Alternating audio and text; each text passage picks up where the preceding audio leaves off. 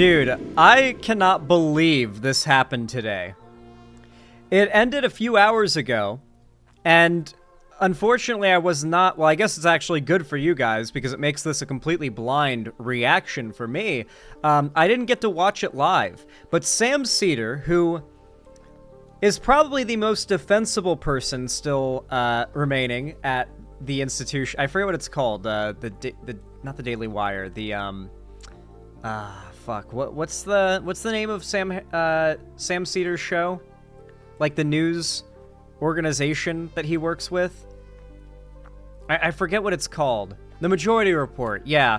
A lot of the Majority Report has gotten pretty cringe lately. A lot of Bernie or bust type shit has become pretty popular there, and this has become the case across the board for a lot of left-wing media I've found. I'm one of the few people who has not fallen into this, like, sinkhole, it seems. Yeah, I've seen it on TYT, I've seen it on the Majority Report, and Sam Seder, however, has remained sane and reasonable through most of this. I have seen him giving some pretty, like, deranged takes about Kamala Harris being just as bad as Trump on Gaza, you know, things like that. But unfortunately, it seems no lefty on the entire internet besides me and people who watch me has been spared the brain damage that the conflict between Israel and Gaza has given them. So we just have to be lucky that we managed to avoid it and that we're doing all right and we're going strong, and just hope it never ever inflicts us as well. Now, earlier today, Tim Pool apparently brought on Sam Seder to his, like, little pit of skateboarding and conspiracy that he has out in the middle of nowhere, which, by the way, that is real. Like, Tim Pool's compound is a compound with a basement skate park in the middle of nowhere. Like, a 30 to 45 minute Uber ride to his compound, apparently. It's that far out in the middle of nowhere. I don't know how he gets a stable internet connection to live stream and stuff. It must be Starlink, I guess. Regardless, though, he brought in Sam Seder, and if you don't know, you have to physically go in person to debate Tim Pool. You're not allowed to do it over, like, the internet, and generally you're not allowed to have the resources afforded to you by having, like, you know, a laptop or a computer in front of you to fact-check a claim that Tim might make, because something you'll notice about Tim Pool is 99% of the claims he makes, he actually substantiates, unlike most conservative figures. They just make a claim, and then you challenge them on it, and then they start to fall apart the more you push. Tim Pool will make something up as a substantiation for what he says, and if you don't already know that's bullshit, you might be like, wait, really? Really? There was, like, a DOJ report that Kamala Harris, like, personally killed 15 babies? That's crazy. I didn't know that. But if you had a computer in front of you, you can Google that and you find out it's an article from Breitbart, and that is the only place reporting on that story with absolutely no verifiable sources to cite. That is how Tim Pool operates. And he is very slippery, very dishonest about it, which means despite being one of the dumbest conservative pundits out there in terms of the things he spews, he was paid immense amounts by Russia for a reason. He is effective. He's good at convincing people. He's one of the largest political pundits on all of the internet, especially YouTube. And so even though he started to fall off recently with the Russia money drying up and him having to shut down his morning show and pack it in right before the election, not a good sign, he is still doing his main, like, debate show and podcast and his, like, slop content he uploads, so he's still active. Tim Pool is not gone forever just yet, but I do think he is on his way out, though I am curious. Separate from the situation of, is Tim Pool on his way out, do you think Tim Pool or Sam Seder will win this debate? If you're in chat or watching this as a video, feel free to comment. I'm curious. I do read comments for those that don't know. I'm curious to see, before watching, no cheating, who do you think wins this? I want to say Sam Seder wins, because he is pretty impressive with his debate skills. And he's also a news guy, so he might catch a lot of the misreporting that Tim will try to use to back up his claims. I want to say Sam Seder wins, but Tim is a slippery bastard. You know, he's like a trickster. You know, he could pull out the W in the end just through, like, dishonesty and slipperiness. I don't know what to expect here, but this is long as fuck, so we're probably not watching all of it. In fact, we're guaranteed not watching all of it, but I put it on 1.5x speed, so let's try to, like, speed review this debate. As much of it as we can. Let's watch. Okay, it seems we get a few seconds of this before he switches screens, but it doesn't last long. I like it. Sam Seder, welcome to the show.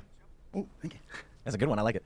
He's got his own beanie. That's right. 20 years? What's that? 20 years? Oh, damn. 20-year anniversary. This is actually a gift for you. Oh, right on. There you go. Yeah, I'll put it on the shelf. See all like the weird knickknacks that I have? Yeah. Well, that's actually for your baby.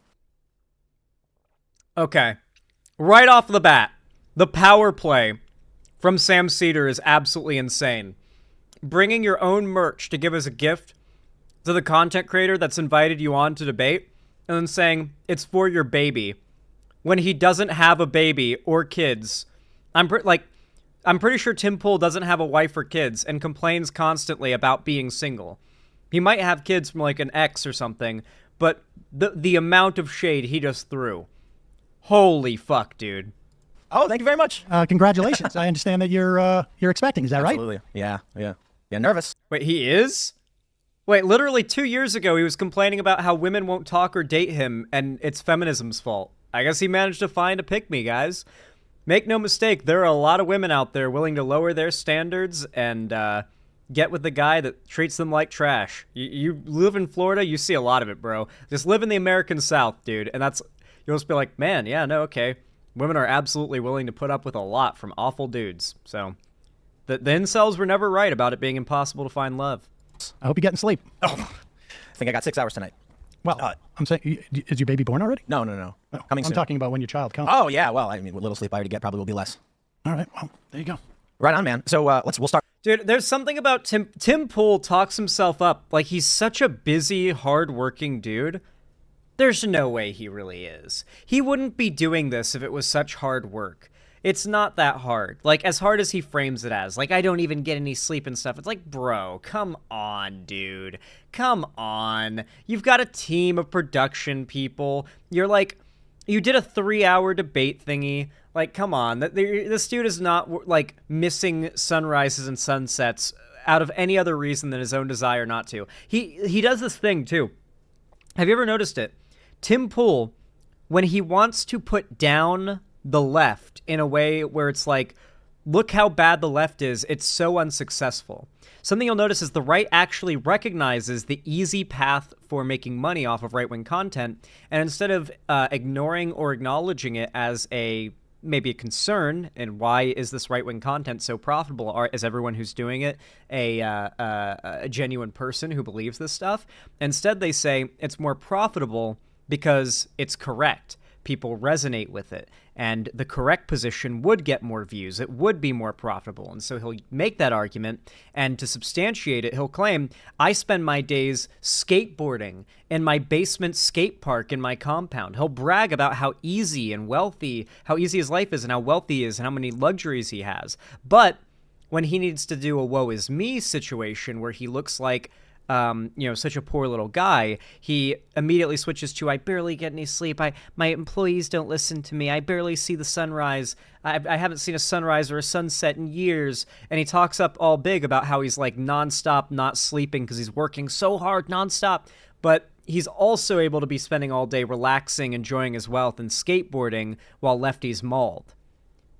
He's a totally different person off camera, depending on what idea of himself he needs to give off. One who's happy and successful and the left is like miserable and unsuccessful, or one who works his hands to the bone nonstop to make content and people are ungrateful for it.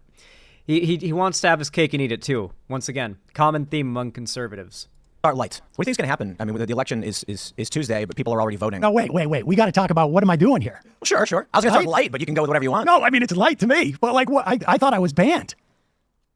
Didn't you say I was banned and blacklisted? Maybe. I don't know the specifics. You have to. There's something that I think he said that because of the Steven Crowder thing. When Ethan Klein secretly brought on Sam Seder to debate when Ethan Klein brought on Sam Seder to debate Steven Crowder out of nowhere, and we had the whole, oh no, Sam Seder, what a fucking nightmare bit. Who remembers that? Good times. Whenever that all went down, I'm pretty sure Tim Pool claimed Sam Seder is now banned from his show. Interesting that Tim went back over that, went over on that decision. Well, I can send you a link, but there's, I mean, I teed it up here. It's hard for me to remember verbatim everything I said, but what do we got here? I would say. Oh, I mean, you pretty specifically banned. Did I say no Sam Seder at all? Well, I think so. Here, wait a second. Oh shit. Sam's got a little Apple laptop. Smart. If I ever get invited on Tim Pool's show, that's the least that I'm bringing, okay? I need to be able to quickly type fact-check shit, because I don't know everything that Tim Pool's gonna bullshit spew. It's easy for me to debunk his stuff when I'm sitting here at my computer and I can just tab out and go Google a claim he makes and find it's wrong. But if you're in a one-on-one conversation, you gotta be fast at that, and you gotta have the ability to actually do it, or you're not gonna be able to challenge what he says with any genuine, actual strong challenge. You can only say, I don't think that happened, but you can't really debunk it because you don't know if it's wrong or not. A lot of podcasts. Yeah. I'm not exaggerating. This is not a joke. Yes, there are many large podcasts that have outright said they will never work with him. It has nothing to do with being afraid to debate him. Sam Seder's off the list. This guy is a manipulative, lying con man. I mean, that's pretty strong stuff. My confusion comes from, did I say I would never have? That was in response to what I mentioned before about, oh no, Sam Seder, what a fucking nightmare. Because Tim Pool was afraid of getting ambushed by Sam Seder at the time, I guess. Everyone had anything to do with him. And that's why Sam Seder makes all these videos, and he focuses on drama. I mean, the man's obsession with Dave Rubin is laughable. I agree with that to this day. Oh, no, I actually, I have a did I say, reason for that. Did I of course. I would never bring you on? Oh, yeah, you did. Okay, I might have. I don't know if I have that specific video. His obsession with what? Yeah, I have I agree with that to this day. I mean, the man's obsession with Dave Rubin is laughable. With Dave Rubin, a guy who also received money from Russia. Dave Rubin and Tim Pool were two of the big headliner people receiving money from Russia to push pro-Russia propaganda, mind you, when all that stuff got outed by the DOJ. Just thought I'd point that out. I agree with that to this day. Oh, no, I actually, I have did I say reason for that. Of course. I would never bring you on? Oh, yeah, you did. Okay, I might have. I don't know if I have that specific video. He did just say he's off the list. He's not coming on. Teed up. I might, though. I may have. I usually, if I get heated or something, but I tend not to be as definitive on things like this. Well, it wasn't just that one time, too. When you went on Patrick Bet-David's show, you said the same thing. Well, but it's true. What's true? There are a lot of big shows that have blacklisted you. Oh, I have no doubt. It's not about you, nobody wanting to debate you. I mean, the first thing I asked was let's talk about the issues, and you immediately pulled up drama. It's not drama. I mean, I think everybody wants to know. It's like a weird, if you, I used to be a script writer, and if you put a loaded gun in the first scene and you don't resolve it, people are going to be distracted. So this way we can just deal with this, get that out of the way, and then move on to stuff that is more, I think, substantive. Yeah. But that's it, right? It's not my business to. I hate that Chekhov's gun is a rule that everything has to follow, low-key, because if you think about it, it ruins everything if they actually follow that rule, and they always do. Infinity War did it too, like Chekhov's Infinity Gauntlet. It always had to get snapped. Thanos always had to win. If you thought about it from that meta storytelling level, they could never have introduced that and not have us see what happens if the bad guy wins, right? Or if the gauntlet gets snapped. So it's man, I sometimes I'll be like, this super weapon, it's gonna destroy the Earth if we don't stop it. And it's okay, so assuming the movie's going to probably have a pretty family-friendly, goodish ending, the weapon's probably gonna go off so we see what it looks like, but they're gonna stop it in time. If you think about it from that sort of perspective, I'm totally stun locking here. This is a completely separate rant. I hate when I accidentally look at a piece of media I'm trying to enjoy, on a surface level, on too much of a meta level, and I accidentally predict what's going to happen. It's oh, well, they have to do that, so at least I know what's going to end up happening, right? And you kind of spoil yourself. Tell other shows that have brought it up, but I'm not concerned about other shows. I know what. I'm just curious. What am I doing here? What are you doing here? Yeah, I decided to have you on. I don't know. I figured there were probably misconceptions you had about me. I think that a lot of what you think about what I say comes from clips and not the actual show. So there's I don't really have conceptions of you. This started because you said something that was untrue about my position on the death penalty. And I was I think Sam saw a clip that someone pulled out of context and didn't actually hear my 2-hour diatribe on Yeah, no, I don't. I think actually what I was talking about? I don't think I ever said whether you believe in the death penalty or not. I mean, you cited a quote where you said that I said something like, I cited a quote, or did I play a video? At the beginning of a video, Tim Pool agrees that people who commit treason should get the death penalty, which Is that right? Do you have the video? You must have the video. No? Well, wait a second. And I just went, holy crap. And let me see if I got it, because I'm pretty sure I remember this. It was in the context of you suing Kamala Harris. And so you were on with Laura Loomer. Right. And Wait, Tim Pool sued Kamala Harris? Jesus Christ. Hey, Abby girl, good to see you. Jesus. When did that happen? Did it fall off? What happened? Like, I didn't hear about this at all. I assume it completely fell through, because what could he have possibly sued Kamala Harris for and actually won?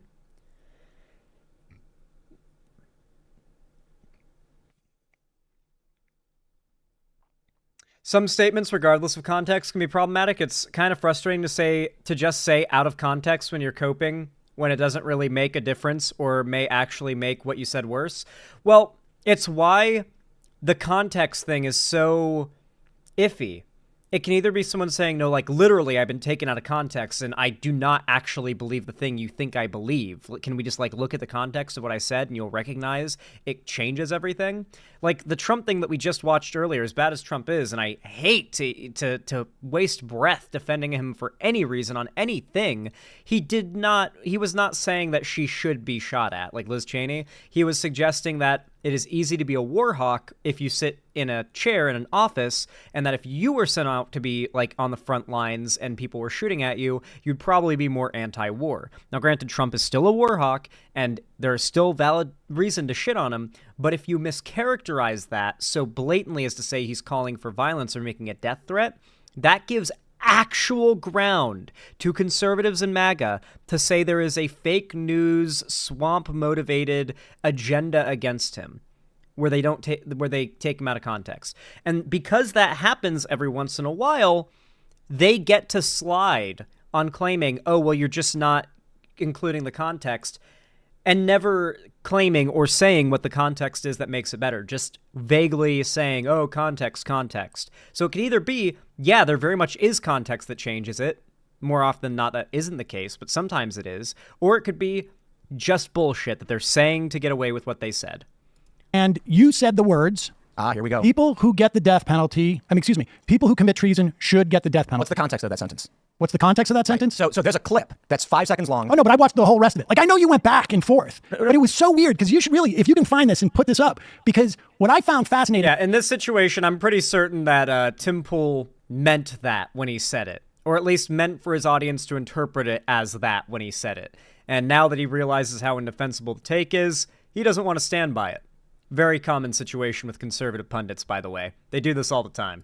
About it was that you literally did say on multiple times, and that going back and forth, because apparently what happened is you got in trouble at one point with, I don't know, some streaming service about people calling for the death penalty or whatever it was. I don't know the background of that. YouTube says you can't call for the death penalty as a legal mechanism. Okay. And so she brought up, I think these people committed treason. They should get the death penalty. And you said... Well, I don't know if she said, I think I don't care what she said, really, for this sake. But I'm quite sure you said, if you commit treason, you should get the death penalty. Oh, he sued Kamala Harris because there was a small clip of him in her ad. Was that clip of him saying that they should get the death penalty, the clip that she used, that he sued her for? I'm guessing that's what went down. I'm guessing he lost, considering, like, you're allowed to use a clip of someone to showcase what they've said and believe and why you're running, like, against the person they support. Also, Tim Pool literally got investigated by the DOJ for being funded by an authoritarian, antagonistic foreign nation to our own. Tim was literally paid by Russia to push anti-Ukraine, pro-Russia, pro-Trump talking points. Undeniably outed by the DOJ. I do hope Sam Seder, like, pins him for that at some point here. He needs to. Now, what words are you missing from that sentence? Because it sounds like you just heard a clip. No. I watched the whole thing. Okay, well, then at one point afterwards, let's pause. We'll break this down. Sure. Is it currently codified in law that if you commit treason, you are out, the penalty is death? What do you mean by codified? Like, is U.S. law states that the penalty for treason is death? Not necessarily, but it is one. It is. No, because while we have done it before, there have been multiple cases of people committing treason where they do not get the death penalty because there are situations where people are found guilty of a crime and are not sentenced to the worst possible punishment for that crime. Donald Trump, for example, committed treason multiple times, has basically been found guilty of it, but isn't even in prison. Like Donald Trump's there was literally like multiple of Donald Trump's right-hand men in his campaign in 2016 are in federal prison right now for colluding with Russia to get Trump elected. You don't I don't know. It doesn't seem like it's always the death penalty. Right. The penalty for treason is death. What is the penalty for murder? It varies. It can be the death penalty. Exactly. So it's the exact same dynamic as treason. Yes. So if Exactly. we're talking about, in that context, You don't always get the worst possible punishment for a crime, even if you're found guilty for the crime. It's up to the court's decision. people levying war against the United States, to which I said, I don't believe any of these people committed treason. Correct. Sedition would be trying to undermine or cause damage to the government. Correct. That's not the issue. Right. And so the context of that conversation is, one, I don't agree with the death penalty in no circumstances. But you did say the words. If you committed treason, you should get the death penalty. Okay. So once again, do you not understand? Would you agree if someone commits murder that they should get the death penalty? No. I agree with that. Right. And but you did say if they so- commit treason, they should get the death penalty. So if we're talking about the penalty for levying war against the country, whether you Now we get the slime. Here's the slimy, slippery slithering out of any accountability for what he said. It's context, or, oh, no, but, that's not what I meant, though. I know it's what I said, but it's not what I meant. They do the same thing with Trump. They do it with themselves. They want to be able to get all of the benefit of appealing to the most radical crazies that they can by saying the most out-of-pocket things they can get away with, but they also need to appeal to the moderates and give them reasons to believe that they aren't as radical as the left claims they are by giving these, dog shit outs to believe they didn't really mean it that way, while also just sort of obscuring the entire situation. Yeah, the gaslight, obstruct, and project. Exactly, girl boss. Gaslight, obstruct, project, chud boss. want it to or not, if a judge sentences someone to death, should they get the death penalty? If a judge, I don't think people should get the death penalty under any circumstances. If someone is shooting at another person, should they be shot at and killed? If someone's shooting at another person, should they be shot at? Yeah. And killed? If someone is committing an act of violence and actively, is it within? That is not the same situation as saying that someone should get the death penalty. The death penalty is the state having the authority to end your life because they've decided that you've broken a rule and that they are going to decide that you're dead. A situation where someone is firing at random people in, say, like a mall or something is a situation which anyone would be legally justified in pulling out their weapon and stopping the threat to protect themselves and others they care about. That is not the same as the state holding you and deciding that they are going to, years from now, execute you with no means for you to commit harm or defend yourself. That is as far from an equivalent situation as you can get, with the only similarity being that people die. The legal rights of a person to return with lethal force. You mean self-defense? Yes. I think so, yeah. Right now, whether you want it to or not, if someone robs a liquor store, should they go to jail? Should they go to jail? Under the current laws, regardless of your opinions, should the police arrest the person? Should the people arrest the person for robbing a liquor store? Yes. I mean, I think they should, yes. Is Tim Pool going to try to say, like in New York or LA or something, that the police aren't allowed to arrest people who rob liquor stores? I'm going to guess it's going to be something like that. For those who don't know, a lot of big cities, due to the fact that there are so many people, and with so many people, there's going to be a lot of petty crime. The police do not pursue the petty crime as insanely. Like shoplifting, for example, isn't taken super seriously in a lot of big blue cities because there are much bigger crimes to be focused on because there's so many people. And so I'm going to guess what Tim's going to say is, well, in California or in New York, probably California and New York, that the police aren't allowed to pursue someone who robs a liquor store. It's just my guess. Do you think in literally every single circumstance, then, no matter what happens if someone commits a robbery, they should be arrested? I mean, I suppose there could be extenuating circumstances, but yes, if you commit a crime, you should be arrested. So the clarification that I'm trying to make, it's not about, I don't think there's any real reason to try and go back and parse semantics. The concept was, if people are levying war against the United States, such as we're on the battlefield somewhere in Iraq or whatever, right? Wait, this whole thing was about treason where Also, Tim, you are calling for yourself to be executed right now. You realize that, right? Accepting money from an adversarial foreign power to push for a coup of our government is committing treason against this country, whether you like it or not. Tim Pool is treasonous to America while actively trying to defend a statement he said where if someone tries to commit treason against America, they should get the death penalty. And simultaneously trying to argue that when he said they should get the death penalty, he didn't mean that they should get the death penalty. He meant that, like, in an ideal world, that they basically did something where most people would agree that it, by the law, that they should probably technically, if you follow the law, get the death penalty. So it's not what he believes, it's just what he said should happen if we follow the law, but he doesn't actually believe it, so you can't actually hold him to it. But of course, all of his most radical followers think he believes it, and that's all that matters. Or you were saying Do that... you want me to explain the ideas, or do you want to just go in circles? I don't understand. Well, I want you just to address what I'm talking about instead of talking about war. All right, go ahead, please. Treason is levying war.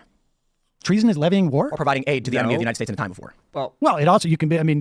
No, treason is doing things as a citizen or a entity serving the United States that actually harms it using your position inside the United States. A good example of treason could be being a large American pundit who receives money from the Kremlin of Russia, a country that is adversarial with America, in order to push for their policies that are most beneficial to them. Yeah, I think that would actually count as treason. There's been people who have been charged with treason when we're not in an active war, but yes, I guess. I mean, but however you want to parse this, treason is a legal charge against somebody, and there are multiple potential penalties for that, one of which includes capital punishment. And the just for the sake of clarity, because in the show we're talking about, we're not talking about specifics of someone may or may not be wrongly charged. Yeah, well, technically, Tim Pool doesn't call for the Civil War. He just says it's coming, it's coming, it's coming, and celebrates that it's coming. By the way, the Civil War has been imminent for 8 years now. Any day now, though, guys. The Civil War is totally coming. If you're asking me why I would say something like should be, it's rooted in this. Treason against the United States shall consist only in levying war against them or in adhering to their enemies, giving them aid and comfort. No person shall be convicted of treason unless on the testimony of two witnesses of the same overt act or confession in open court. So the issue at hand was, when we were talking, and I said, I don't think any of these people committed treason. I don't think anything they've done is worthy of death. I don't agree with the death penalty. The return is, but what if they're levying war against us? And then someone decides their life should be forfeit. I watched that video, and in fact, I remember this now, actually. We were going over the ridiculousness of your lawsuit, and I said, Tim says he doesn't agree with the death penalty. That's fine. And then they played more where you say, if you've committed treason, you should get the death penalty. And the interesting thing is, then I watched, hold on, let me finish. And do then, you want to do a drama circle jerk, or do you want to actually talk about the ideas of the death penalty and what should or should not happen? No, I think...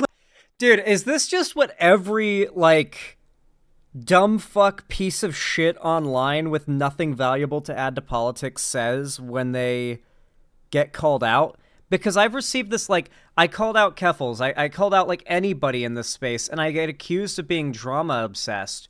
And I'm usually calling out someone's, behavior or their politics or something. Is this just the immediate go-to for frauds and pieces of shit who can't defend what they say? It just the immediate, you're obsessed, you just love drama. Is it, just the easy go-to to discredit any criticism from someone who has valid criticism? Is this why I hear that so often from dumb fucks? Maybe it is. Yeah, it is. I don't know, yeah, because it's always the followers of, people that are Tim Pool's levels of stupid or dishonest, left and right, who accuse me of being obsessed with drama when I try to, have a discussion or argument about anything. Didn't Sniper Wolf try it too? Yeah, I guess, no. Maybe I'm onto something here. I personally am against the death penalty. I think you are maybe against the death penalty. I'm 100% against death penalty. But what I found fascinating, it was as if you watch that video as it goes further along, and maybe you can release it. I don't know if it's behind a paywall. I watched it somewhere, so I know it exists. Maybe it was on Rumble. And if you go along, it's almost like you catch yourself and you realize, wait a second, I'm against the death penalty. So no, you shouldn't get capital punishment. And that's one of the things that I think, in terms of that I've always found fascinating about you. And that there's actually a great video by Timba Toast on how you vacillate between different political ideas as a way of maintaining a certain brand. What is the brand?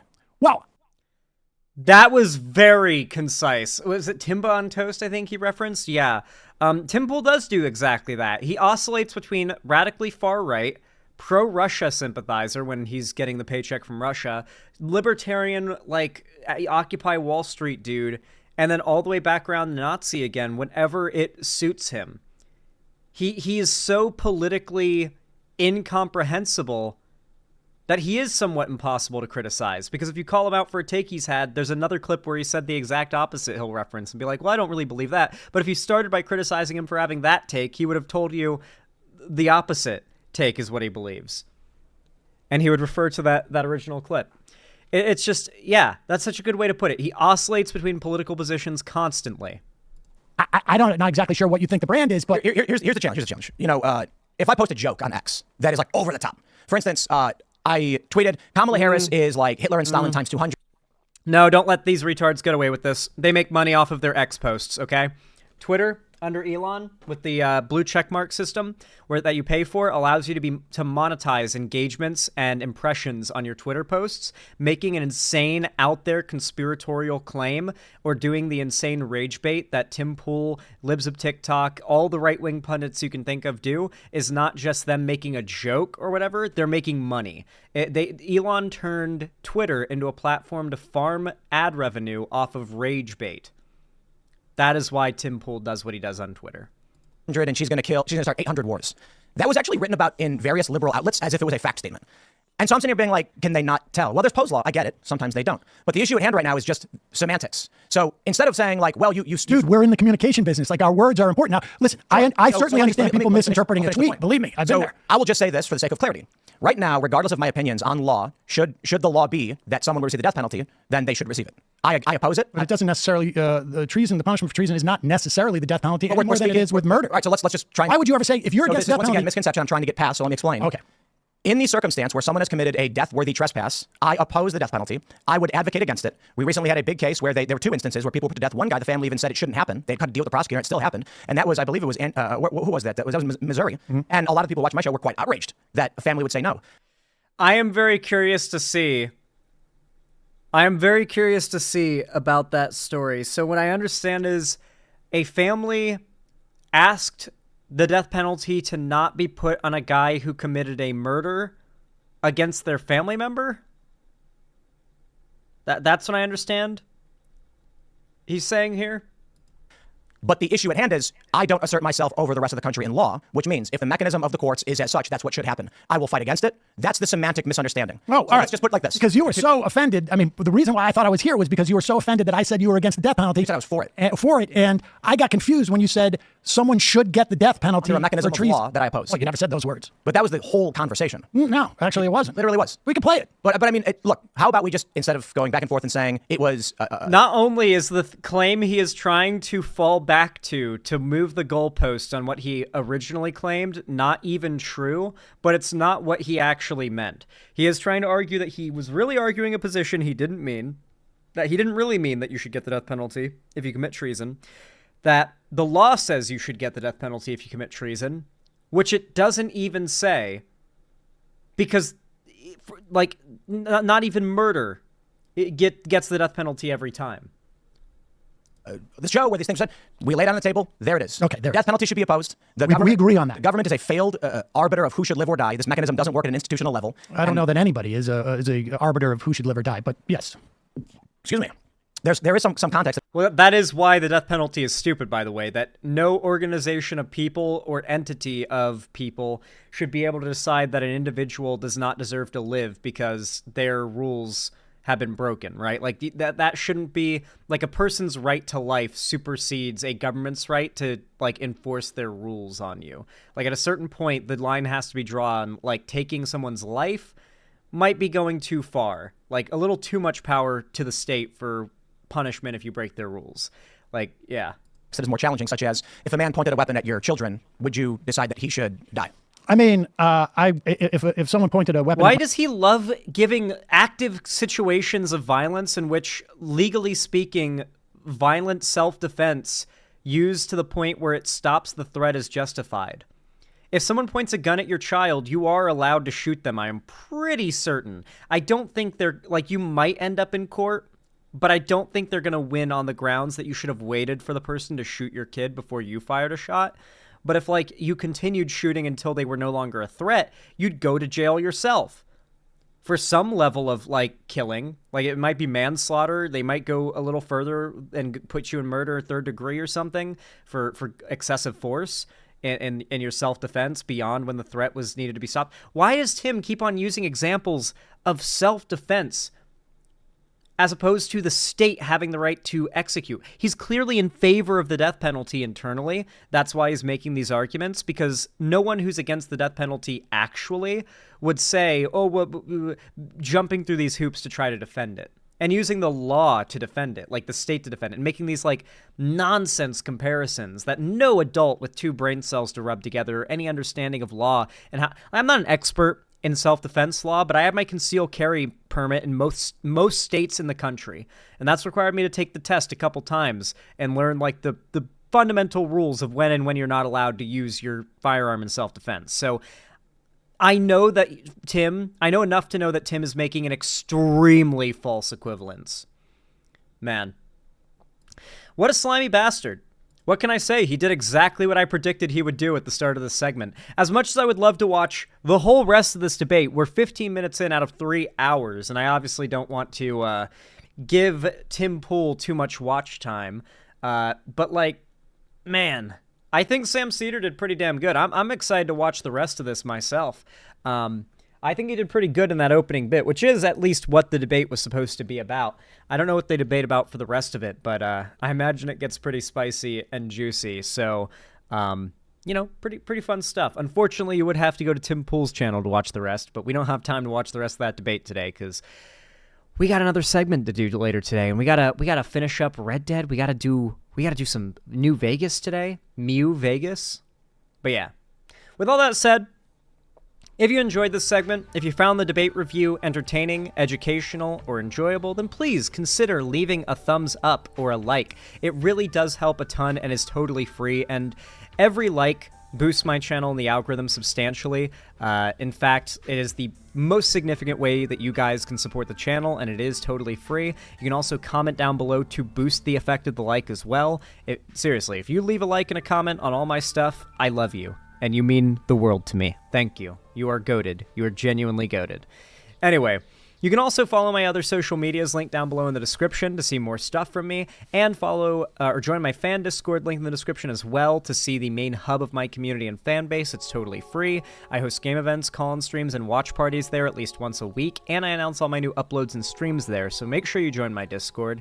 And finally, if you want to support me directly financially and help me keep the lights on and a roof above my head here at the Xander Hall studio, then please consider donating, subscribing, or gifting us on my website, xanderhall.com/live, or supporting me financially through YouTube, Twitch, Streamlabs, Stream Elements, Patreon, or buying merch through the Streamlabs link down below. But regardless of how you support me, thank you so much for watching, no matter what, and have a good one.